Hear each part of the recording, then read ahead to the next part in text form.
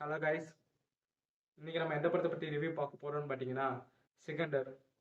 இந்த வீடியோ உங்களுக்கு பிடிச்சிருந்தா லைக் பண்ணிக்கோங்க, சப்ஸ்கிரைப் பண்ணிக்கோங்க. அப்புறம் நான் போடுற எஃபர்ட் உங்களை வந்து ரீச் ஆகும்.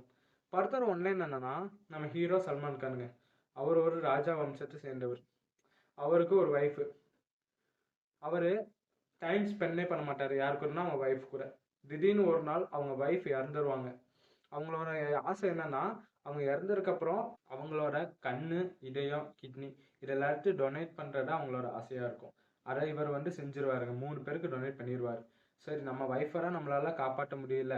யார் யார் அவர் ஒய்ஃபோட இந்த கண்ணாகட்டும், கிட்னி, இதயம் இது எல்லாத்தையும் எடுத்து யூஸ் பண்ணிக்கிட்டாங்களோ அவங்க நல்லா இருக்கணும். சரி, அவங்கள ஒரு டைம் போய் பார்த்துட்டு வரலாம் அப்படின்னு சொல்லிட்டு கிளம்புறாருங்க மும்பைக்கு ட்ரெயினில். இதுக்கப்புறம் இந்த படத்தில் நடந்த சம்பவம் தான் இந்த படத்தோட மொத்த கதையுமே. படத்தில் பாசிட்டிவ் என்னன்னு சொல்லி கேட்டிங்கன்னா, படத்தில் ஸ்டன் சீக்வன்ஸ் எல்லாமே சூப்பராக இருந்துச்சுங்க. கேமராமேன் ஒர்க்கு, மியூசிக் ஆகட்டும், பேக்ரவுண்ட் ஸ்கோர் ஆகட்டும் எல்லாமே நல்லா இருந்துச்சு.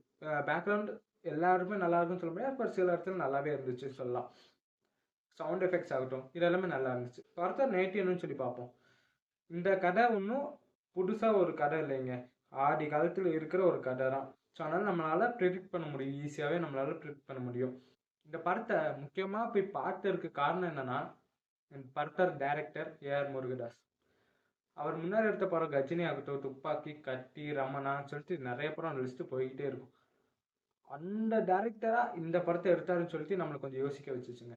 ஏன்னா துப்பாக்கி படம் கதை வந்து பார்த்தீங்கன்னா ஒரு டிஃப்ரெண்ட்டான கதைன்னு சொல்லலாம்.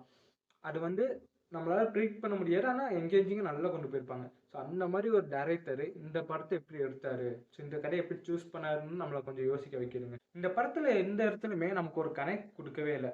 ஒரு ஃபீலிங் ஆகட்டும், ஒரு சேட்னஸ், ஒரு ஹாப்பினஸ் எதுவுமே நமக்கு கனெக்ட் கொடுக்கவே இல்லை. ஏன்னா ஆக்டர்ஸ் இப்போ வந்திருக்காங்க, இந்த அர்த்தத்தை சொல்கிறத நம்ம நடிப்போம், அவருக்கு ஓகேனா ஓகே, அந்த மாதிரி தான் இருக்குது. ரைட்டிங்கும் அந்த மாதிரி இருக்கும். ஸோ அவங்கள்ட்ட குறை சொல்லி ஒன்றுமே இல்லை. இதனாலேயே இந்த படத்தில் நமக்கு கனெக்டர்னு எந்த இடத்துலையுமே இல்லை.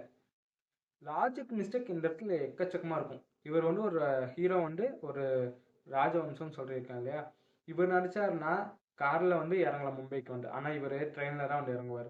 சில இடத்துல இந்த ஹீரோவோட ஒய்ஃப் இறந்துருவாங்கன்னு சொன்னேன் இல்லையா, அது எப்படின்னா அதுவும் நீங்கள் படம் பார்த்தீங்கன்னா உங்களுக்கே தெரியும் அது எந்த அளவுக்கு லாஜிக் மிஸ்டேக் அங்கே இருக்குன்னு சொல்லிட்டு. இந்த மாதிரி எக்கச்சக்கம் லாஜிக் மிஸ்டேக் இந்த படத்தில் இருக்குது. ஃபர்ஸ்ட் ஹாஃபில் பார்த்தீங்கன்னா சாங்கு ஃபைட்டு இந்த பேட்டர்னில் தான் அவங்க போயிட்டே இருக்கும். ஸோ செகண்ட் ஹாஃப் பார்த்தீங்கன்னா அப்படியே ஆப்போசிட். ஃபுல்லாக யாரை பார்த்தாலும் அட்வைஸ் பண்ணிக்கிட்டே இருப்பார். ஏன் வில்லனை கூட இவர் வந்து அட்வைஸ் பண்ணிக்கிட்டே இருப்பார். அது நமக்கே வந்து என்னடா இது அப்படின்னு சொல்லி பார்க்குற மாதிரி இருக்கும். சரி, இந்த படத்தை போய் தேட்டரில் பார்க்கலாமா வேணாமான்னு சொல்லி கேட்டிங்கன்னா, இப்போ சொல்லியாச்சு, இன்னும் நீங்கள் பார்க்கலாமா வேணாமான்னு கால் வைக்கிறது அது உங்கள் பிரச்சனை, நீங்கள் பார்த்துக்கோங்க. இந்த படத்தில் அடல்ட் சீன் ஏதாச்சும் சொல்லி இருக்கான்னு கேட்டிங்கன்னா, இந்த படத்தில் அந்த மாதிரி எந்த சீனுமே இல்லை. நீங்கள் தாராளமாக ஃபேமிலியோட போய் பார்க்கலாம் தான். பார்க்கறது உங்கள் இஷ்டம். அடுத்த வீடியோவில் பார்க்கலாம் கைஸ்.